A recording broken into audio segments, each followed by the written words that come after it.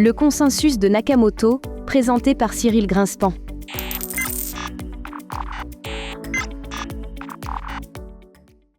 Actuellement, les nœuds du réseau Bitcoin ne transmettent pas les blocs orphelins.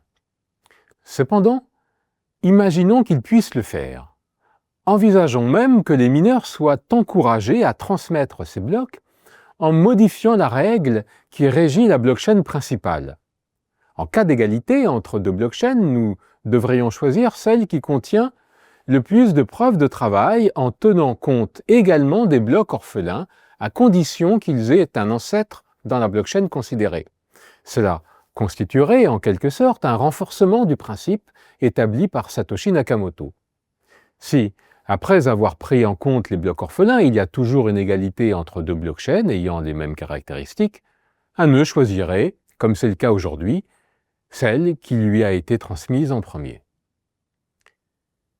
Dans ce cas, la quantité clé pour comparer deux stratégies de minage ne serait plus espérance de R divisé par espérance de H, mais espérance de R divisé par espérance de grand D, où R représenterait toujours le nombre de blocs ajoutés à la blockchain officielle par le mineur au cours d'un cycle, et D représenterait la progression de la valeur de la fonction dite de difficulté au cours de la même période.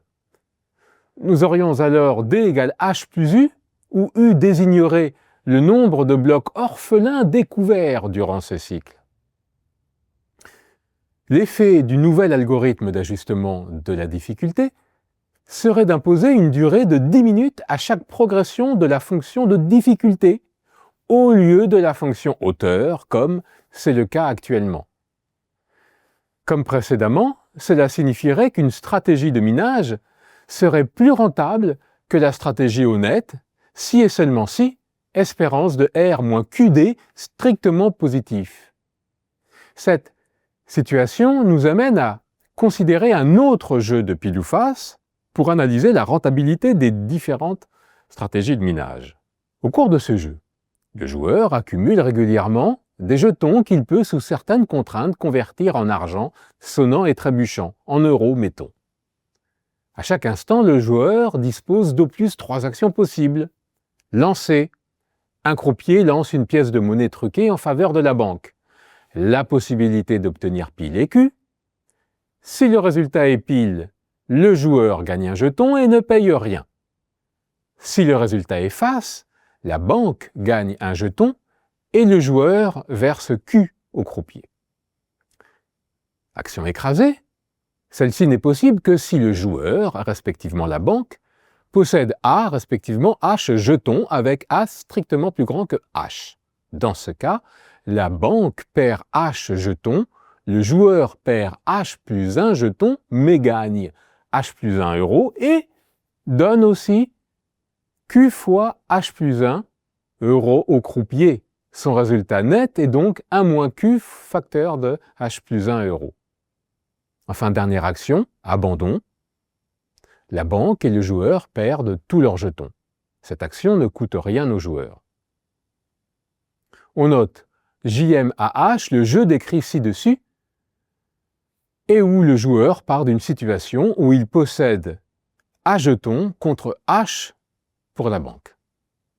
A et H sont deux entiers naturels, et soit E, A, H, N, le revenu net maximal du joueur qui joue à ce jeu et qui ne dispose au plus que de N actions.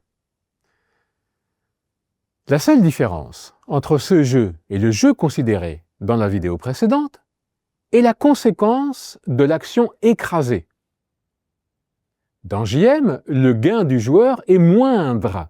En effet, le joueur doit payer pour l'avancée de la blockchain officielle, progression de 1, comme dans le jeu précédent, mais il doit aussi payer pour la création de H blocs orphelins, les H blocs des honnêtes mineurs qui ont été remplacés et visibles par tous. D'où un coût égal à Q fois H plus 1 euro à la suite de cette action. Et donc, le fait que le gain n'est plus que de 1 moins Q fois H plus 1 euro. nous avons la proposition suivante. Le jeu JM00 n'est pas biaisé au profit du joueur. La démonstration est particulièrement simple. Supposons que le joueur ait choisi une stratégie et soit J1, respectivement J2, le nombre de jetons moyens reçus au total par le joueur, respectivement la banque, en participant au jeu.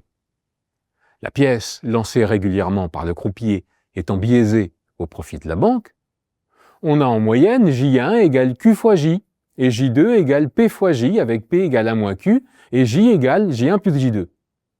Donc, P fois J1 égale Q fois J2. Or, P fois J1 est la somme maximale reçue par le joueur en euros. C'est ce qu'il gagne au plus dans le cas ultra favorable où il réussit à transformer tous ses jetons en euros. Et QJ2 est le coût en euros payé par le joueur. Donc, l'espérance de gain net maximale du joueur est nulle. On peut être plus précis et montrer le résultat suivant par récurrence. Théorème, pour tout entier, AHN, on a E de AHN inférieur ou égal à P fois A, avec P égale 1 moins Q. Ce théorème entraîne le corollaire suivant. Pour tout entier n, l'espérance de gain maximale, E00n, est égale à 0. Ainsi, le jeu du minage modifié, JM00, n'est pas biaisé, ce qui correspond au fait que la meilleure stratégie de minage est la stratégie honnête. Le résultat a été démontré ici pour gamma égale 0, mais on peut aussi le démontrer pour gamma quelconque. Cela a été fait dans une autre vidéo avec d'autres moyens, la théorie des martingales.